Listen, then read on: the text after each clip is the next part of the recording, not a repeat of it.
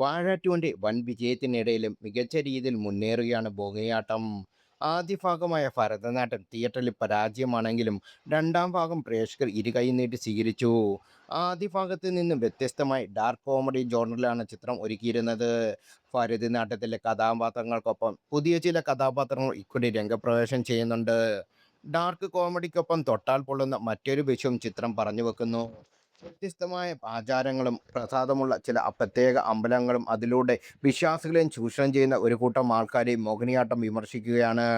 ശ്രീകണ്ഠപുരത്തെ ജോലികൾക്കിടയിൽ ലഭിക്കുന്ന കൈക്കൂലിപ്പണം വെളുപ്പിക്കാൻ ഭരതൻ നായരും കൂട്ടാളികളും ഉണ്ടാക്കിയെടുത്ത ഐതിഹ്യത്തോടെ ഒരു അമ്പലം സ്ഥാപിച്ചിട്ടുണ്ട്. രാമായണ കാലത്ത് സീതയെ അന്വേഷിച്ച് ലങ്കയിലേക്ക് പോകുന്ന വഴി ശ്രീരാമൻ ശ്രീകണ്ഠപുരത്തിനടുത്തുള്ള ആര്യങ്കാവിൽ വെച്ച് വഴിയറിയാതെ നിന്നു പോകുന്നു. ആ സമയം അവിടെ മോര് വിൽക്കുന്ന സ്ത്രീയോട് വഴി ചോദിക്കുന്നു. വഴി പറഞ്ഞു കൊടുക്കുന്ന സ്ത്രീ ശ്രീരാമന്റെ മുഖത്ത് ക്ഷീണം കണ്ടിട്ട് അദ്ദേഹത്തിന് മോരും വെള്ളവും കടലമാവും കപ്പണ്ടിയും ഒരു പരിഹാരവും കൊടുക്കുന്നു, കഴിക്കാനും നൽകുന്നു. ശ്രീരാമൻ ആ സ്ത്രീയെ അനുഗ്രഹിച്ച ശേഷം യാത്ര തുടരുന്നു. ആ സ്ത്രീയുടെ വീട് കാലങ്ങൾക്ക് ശേഷം ഒരു അമ്പലമായി മാറി. ആ സ്ത്രീ ഒരു ദൈവമായി മാറി. ഇതാണ് ചിത്രത്തിൽ പറയുന്ന ഐതിഹ്യം. ആ അമ്പലത്തിലെ പ്രധാന പ്രസാദം മിച്ചറും സംഭാരമാണ്. ഇല്ലാത്ത കഥയുണ്ടാക്കി ഒരു നാടിനെ മുഴുവൻ ഭരതൻ നായർ പറ്റിച്ചിട്ടാണ് ചിത്രത്തിൽ കാണിക്കുന്നത്.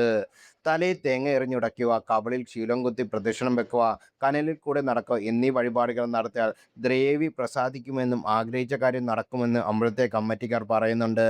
ഈ വഴിപാടെല്ലാം നടത്തുന്ന ചില ഭക്തരെ നമുക്ക് കാണാനാകും. ആനിമേഷൻ രൂപത്തിലാണ് ഈ സീൻ അവതരിപ്പിച്ചിരിക്കുന്നത്.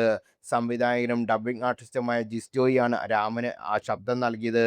മിച്ചർ തിന്നുന്ന രാമൻ പ്രേക്ഷകരെ ചിരിപ്പിച്ചതിന് കയ്യും കണക്കുമില്ല. സീത എന്ന് പേരിട്ടാൽ പോലും പ്രദർശനാനുമതി നിഷേധിക്കുന്ന സെൻസർ ബോർഡ് ഈ സീൻ കണ്ടു കാണാൻ കഴിയില്ലെന്ന് അനുമാനിക്കാം. ഇത് മാത്രമല്ല, സെൻസർ ബോർഡ് യാതൊരു കട്ടും ആവശ്യപ്പെടാതെ പ്രദർശനാനുമതി നൽകിയത്. പ്രധാനമന്ത്രി നേരിട്ട് PR വർക്ക് നടത്തിയ കേരള സ്റ്റോറിയെ മോഹിനിയാട്ടം ട്രോളുന്നുണ്ട്. ജിനി റെക്സ് അവതരിപ്പിച്ച അജയ് ഘോഷിന്റെ ഫോണിൽ കേരള സ്റ്റോറി 2നെ കുറിച്ച് റിവ്യൂവിന്റെ സ്ക്രീൻഷോട്ട് കാണിക്കുന്നുണ്ട്. ഇഹലോക തീട്ടപ്പടം എന്നാണ് ഈ സ്ക്രീൻഷോട്ടിൽ. കേരളത്തെ കരിവായി തേക്കുന്ന സിനിമയ്ക്കെതിരെ സംവിധായകൻ നടത്തുന്ന പ്രതിഷേധം കയ്യടി അർഹിക്കുന്നുമുണ്ട്.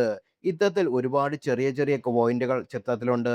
ഡാർക്ക് കോമഡി ജോണറിനൊപ്പം വിശ്വാസികളെ ചൂഷണം ചെയ്യുന്ന ഒരു കൂട്ടം ആളുകളെ പച്ചയ്ക്ക് തുറന്നു കാട്ടുകയും ചെയ്യുന്നുണ്ട് മോഹിനിയാട്ടം.